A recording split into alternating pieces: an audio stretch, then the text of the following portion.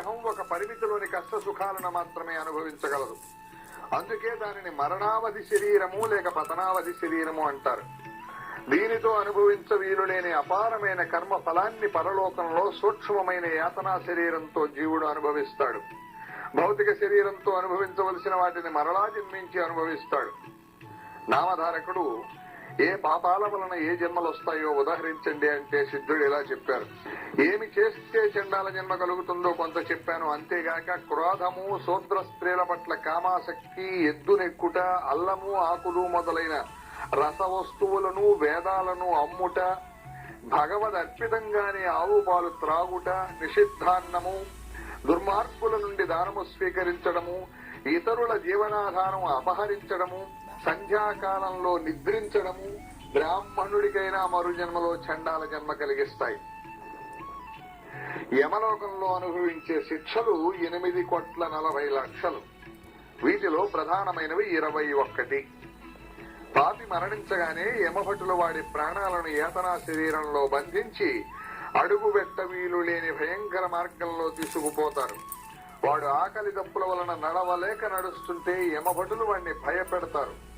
వాడు మోర్చబోతే వాడిని లేపి చీము నెత్తురు ప్రవహించే వైతన్ని నదిలో ముంచుతూ లాక్కుపోతారు. ఇలా యమలోకంలో శిక్షలను అనుభవించాక వాడు భూమిపై జన్మిస్తాడు, లేక వాసనాబలం వలన భూతంగానో ప్రాతంగానో ఉండి శిక్షను అనుభవిస్తాడు. గురుద్రోహి, విప్రులను పరాభవించిన వాడు బ్రహ్మ రాక్షసులవుతారు. హీనులను సేవిస్తే గాడిదగాను, అతిథిని విడిచి భుజిస్తే కోడిగాను, ద్రవ్యాపహారి ఒంటిగాను, ఫలపత్రాదులు దొంగిలిస్తే కోతిగాను, తేనె దొంగిలిస్తే పక్షిగాను, మాంసం అపహరిస్తే గ్రద్దగాను, అన్నం అపహరిస్తే మిడతగాను, జలం అపహరిస్తే చేతక పక్షిగాను, ధాన్యం అపహరిస్తే మిడతగాను, విషం అపహరిస్తే తేలుగాను జన్మిస్తారు.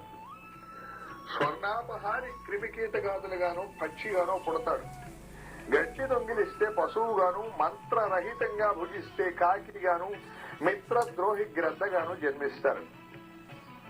బ్రహ్మహంతకుడు క్షయరోగిగాను, గ్రంథచోరుడు గ్రుడ్డిగాను, గణార్థచోరుడు గండరోగిగాను, పరద్రవ్యాపహారి సంతానహీనుడుగాను, వస్త్రచోరుడు జన్మరోగిగాను అవుతారు.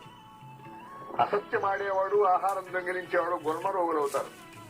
నూనె అపహరిస్తే సుఖరోగము, విశ్వాసఘాతకునికి వాంతులు, దైవధనం అపహరిస్తే పాండురోగము వస్తాయి.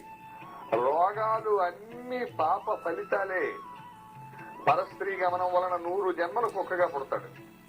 పరస్త్రీ భగదర్శనం వలన గుడ్డితనము, బంధు భార్యాగమనం వలన గాడిద పాము జన్మలు, పరస్త్రీ